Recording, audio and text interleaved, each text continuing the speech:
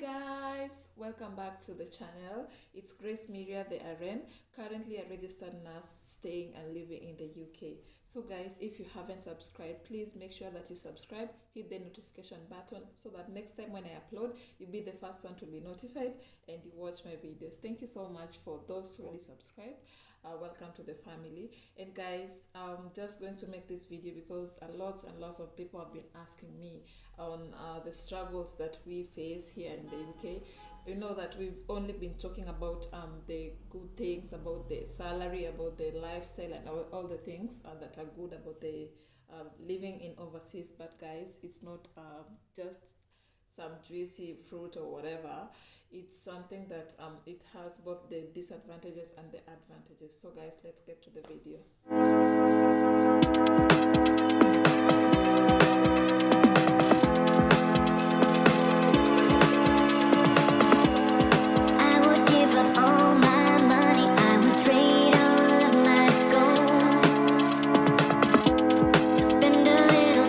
So the first thing, you're an overseas nurse here in the UK, guys. It's so complex. It's not something that it's just like easy like the way in our country back home. I was very privileged to study in one of the KMTCs. Shout out to the poetries and lecturers and all the students who are there. We love you. Back in college, we were taught most of the things that actually are being done here, but it's just that we didn't get the exposure in a lot of things back in our country while working in the hospitals. So when you just arrive in the UK, guys, everything is just complex. Most of the things are just new because you haven't done it before. Although we say that nursing is nursing, but it's not just it, because there are lots of things that are basically involved in nursing. We have different kind of machines, we have different kind of procedures, and how things are done here is not the same as how things are done back home. There's little or some quite huge difference. So guys, when you get here, everything, you're just like overwhelmed. Everything is new. There's a lot of things and everything is just running, like everything is fast.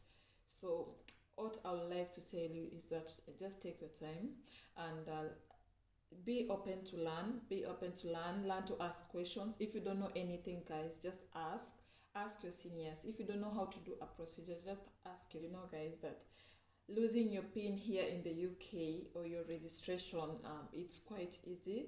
You have to face consequences of your action, guys. If you don't do the right thing, then you're going to be striked off the register, and if you're striked off the register, then it means that you cannot practice as a nurse. And if you can't practice as a nurse, guys, then you're going to be deported back home. So everything is complex, yes, but you just need to take time. Take your time. If you're not competent in doing things, just make sure that you ask, you inquire about how different things are done here. And actually coming here also it's quite a challenge because, guys, you know, like things like cannulation, withdrawing blood from a patient maybe for test, administering oral medications, guys, you need to undergo competency. Competency basically means that you have a mentor who is going to be taking you through everything that they do here, how they do it, and then he or she is going to assessing you.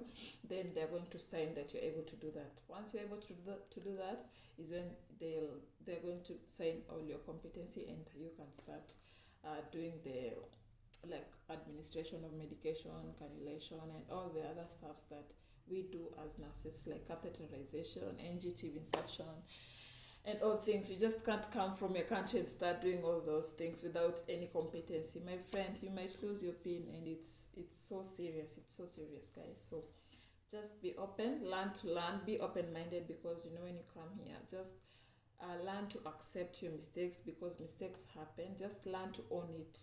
Learn to own your mistakes and be ready to rectify where you made your mistakes, guys. Yeah, so the second thing, guys, it's about the shifts. Oh, the long shifts. 12 hours.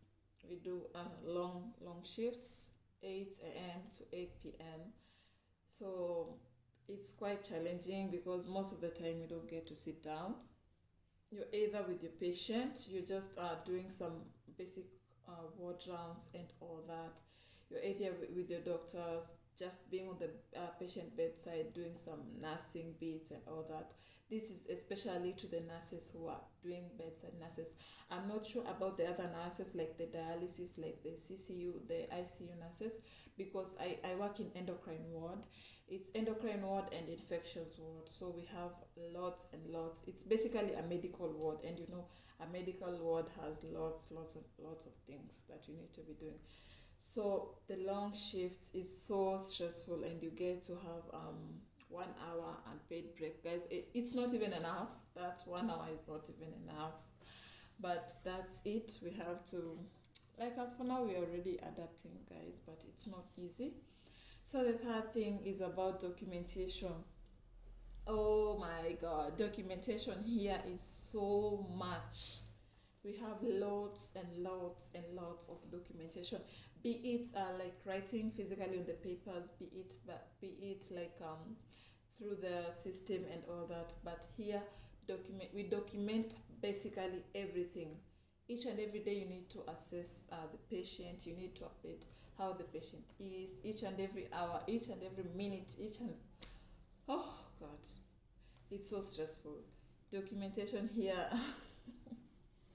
We do lots and lots and lots and lots of documentation. Unlike in our country, we only had like, how many documentation? Is it 2 or 3?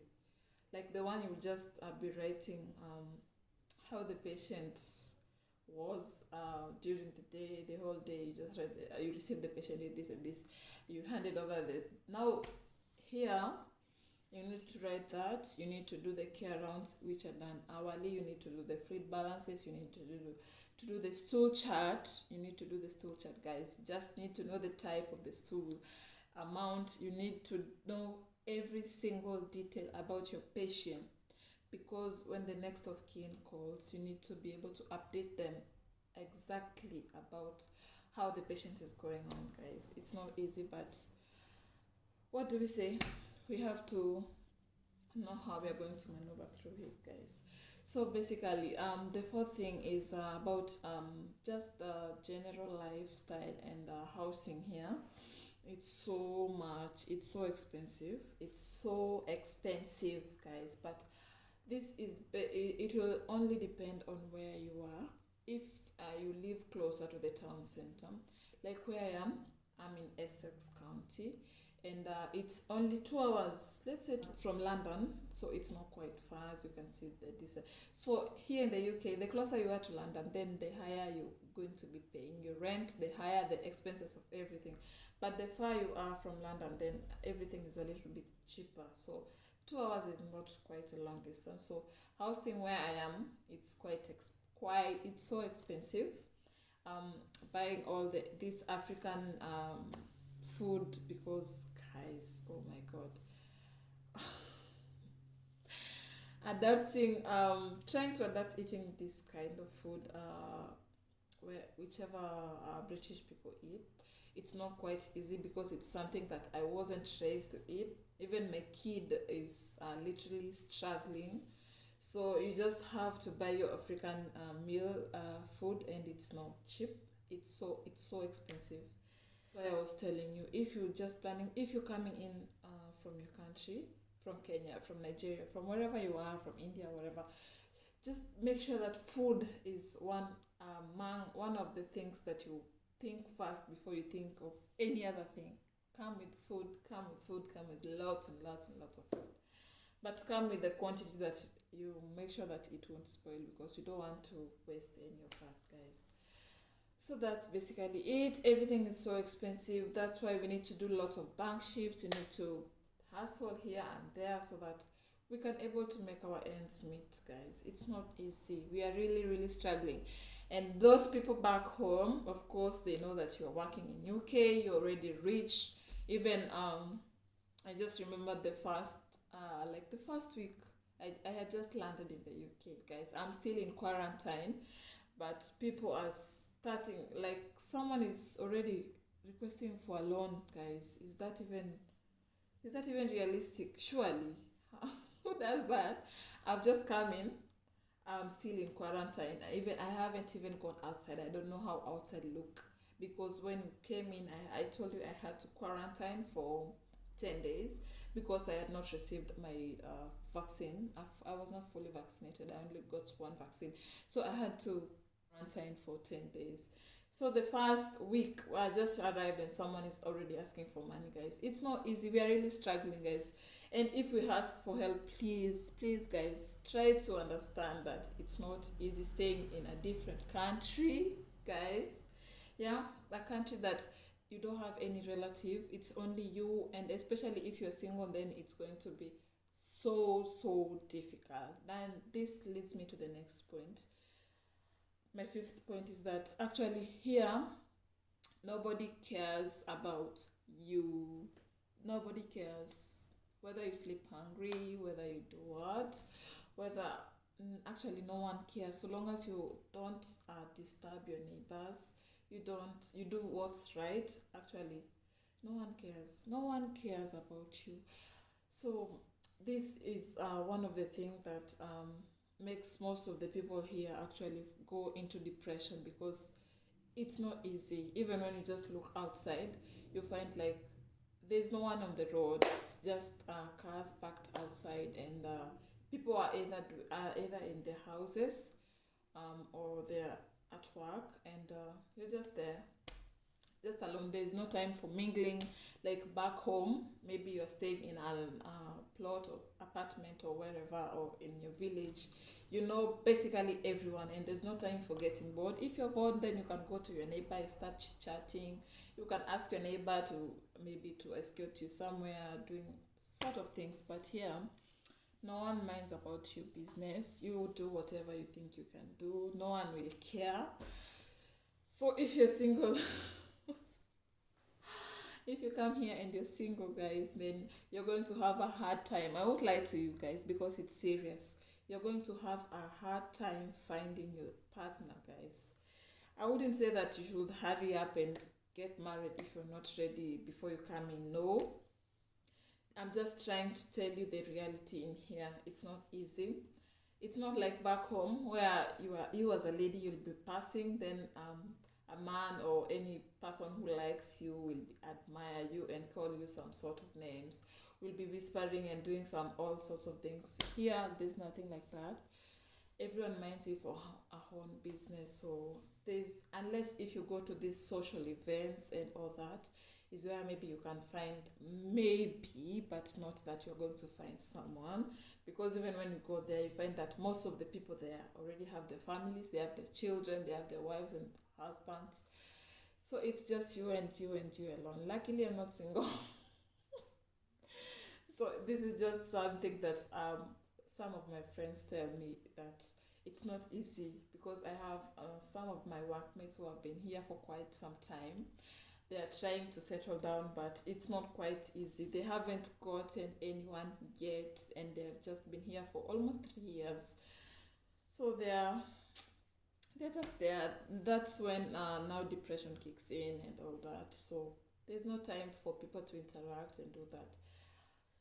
So you just have to be prepared for all that. It's not easy, but all in all, we have to adapt. We have to push on, and that's basically it, guys. We struggle a lot. We do struggle, but we find ways in which we can be able to adapt. Like maybe in case you hear of any social events that like Africans have, like Kenyans have, or whatever, Indians or whatever your culture has, then it's good that you try and involve yourself in this organization. Then just you can try to like search for a church that is closer by you. Then you try to join some communities in there, so that you can try to mingle with people. And also, if you're a nurse, there this the unions that you're going to, it's good to join immediately you're here, because they are going to protect you in case of anything. We have Unison, we have RCN. Like for me, I'm registered with RCN, so that is all I know. And they're good because they normally have these functions that people go to attend, and in that within those functions, you can get to meet new people, you can get to meet new employers, you can get to meet even your friends Yeah, these are some things that people really don't want to talk about, guys, but we really struggle. We really struggle with being, many people here actually are depressed because you find that people back home are pressuring you, they need this, they need that, and you don't have money. You need to work your up, you need to work hard, you need to do all lots of things in order to make your ends meet, but it's not easy. But anyway, all in all, we do thank God because it's not even easy for you for one to come here in the first place. So when you're here, you just have to survive. You just have to survive. There's no other way you're going to do it, guys. But that's it for today's video, guys.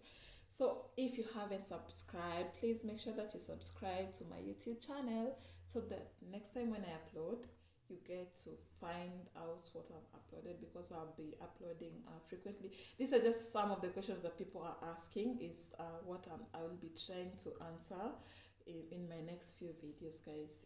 If you have any queries, you can just leave it down there and comment, so that next time when I make a video, I can try to answer some of the questions, guys.